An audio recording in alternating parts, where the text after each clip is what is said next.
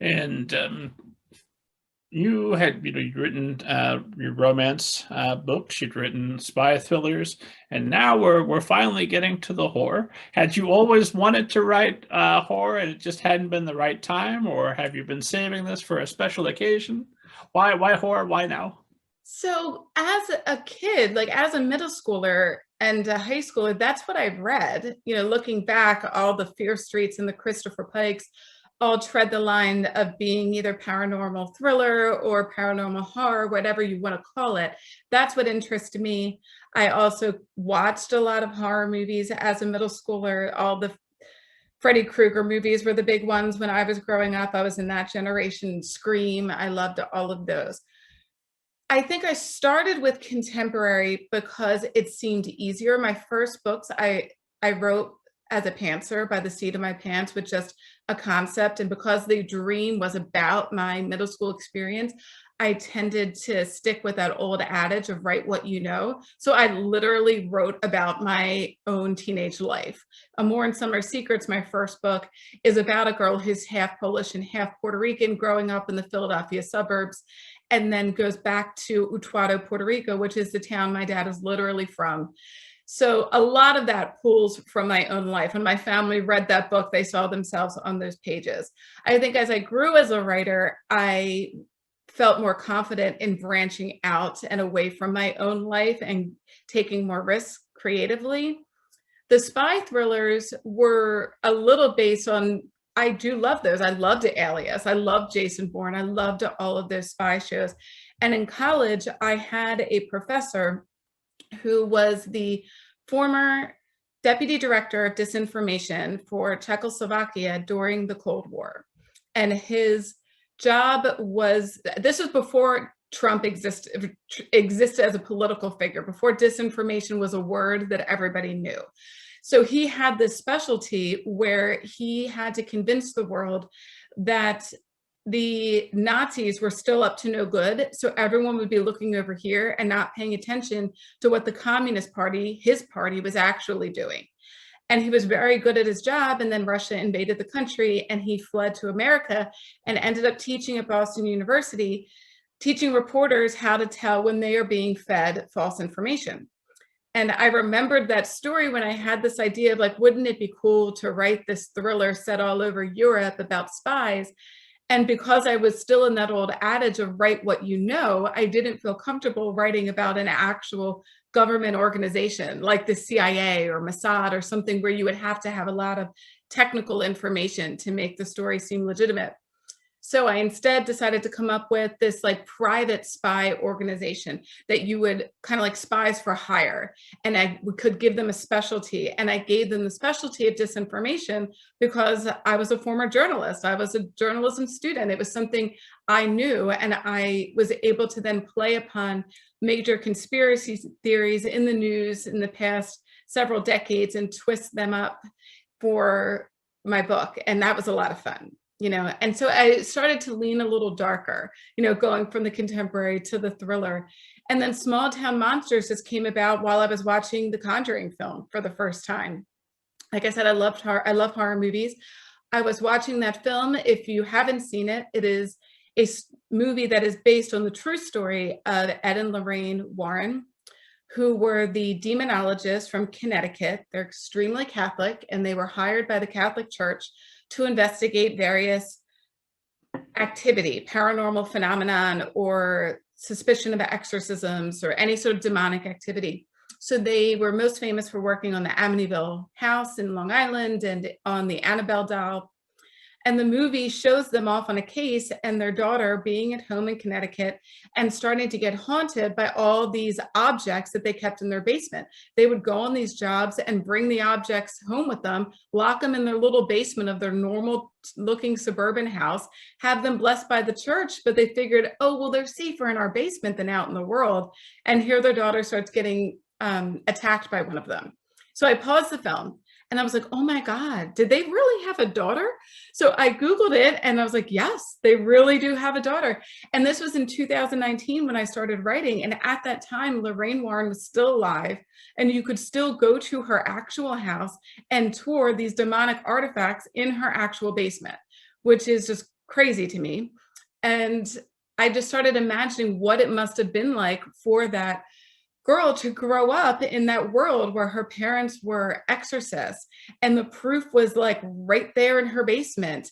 And having a daughter myself, I was just imagining, would I be cool with it if my daughter came home and said she wanted to go sleep over at a friend's house whose parents were demonologists and had a basement full of demonic stuff downstairs? Like, that must have completely affected this girl's life growing up. And interestingly enough, there are not a lot of interviews with her and not a lot of photos with her. She is married and her husband was the head of the Warren Occult Museum in their former childhood home, which the town has since shut down. You know, after Lorraine Warren died, I think they found some sort of zoning violation to sort of close it down.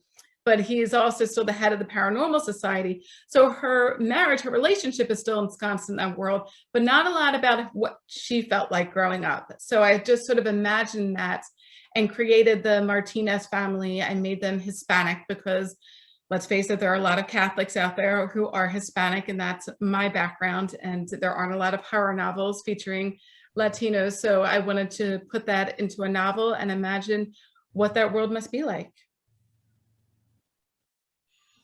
So, well, it's lots of follow-up questions. Let's start with Ed and Lorraine Warren. I mean, obviously the Conjuring films are documentaries, each and every one, 100%. But do you believe their story? Do you think that those artifacts were genuinely haunted?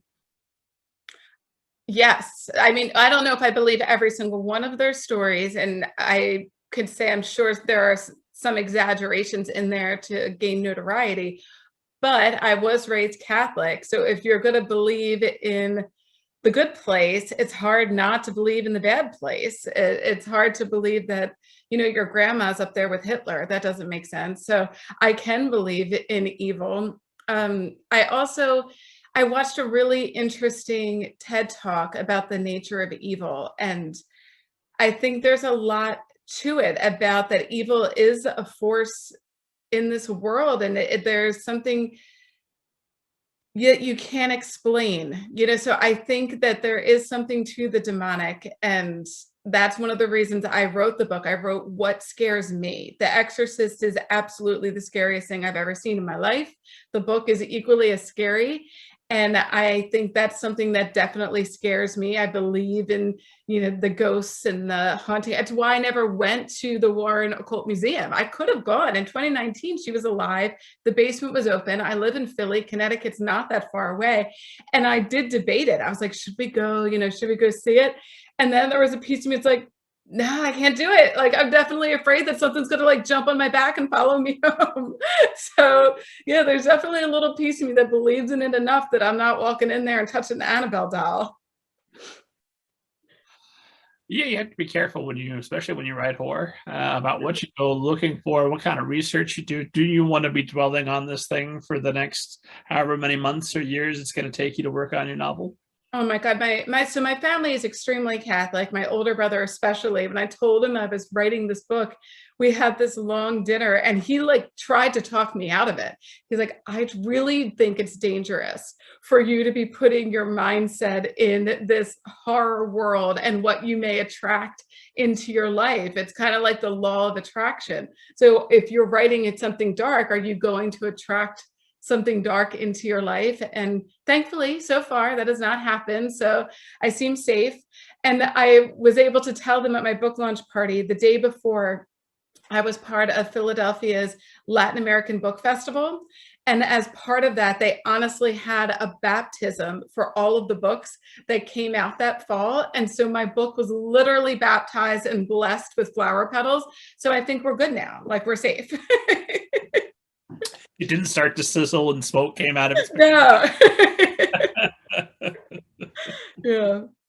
One thing that I've not seriously worried about, but considered from time to time, is having written the Book of David, available now, which features alien abduction, among other wonderful things. I think, you know, if I ever get abducted by aliens, having written this book ahead of time, no one will ever believe that. I have written myself. Totally true. Yes, I mean, if you ever found out Stephen King was being haunted, wouldn't you be like, well, that makes sense? Like, he had it coming. If he takes off the Stephen King mask and it was really a dark demon all along, Yes. fair enough. Yep, yep. Should have seen that one coming. It's always who you think it is.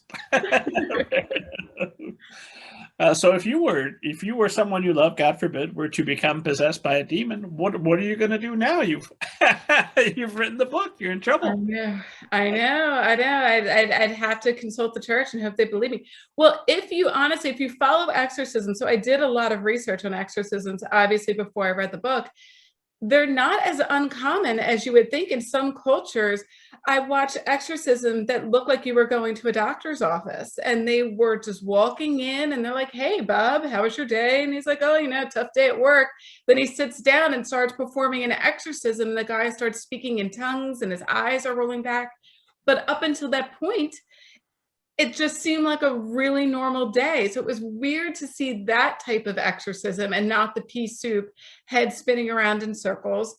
I also learned that in 2015, a Catholic cardinal performed an exorcism on the entire country of Mexico because he was just convinced that with all the drugs and the murders and the danger that was happening in the country, that the whole country needed an exorcism, and a cardinal, not some like rogue priest, performed an exorcism.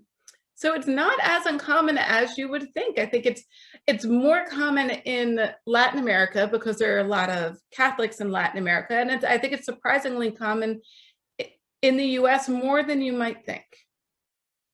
Oh, and there might also be just the demons like the nicer weather.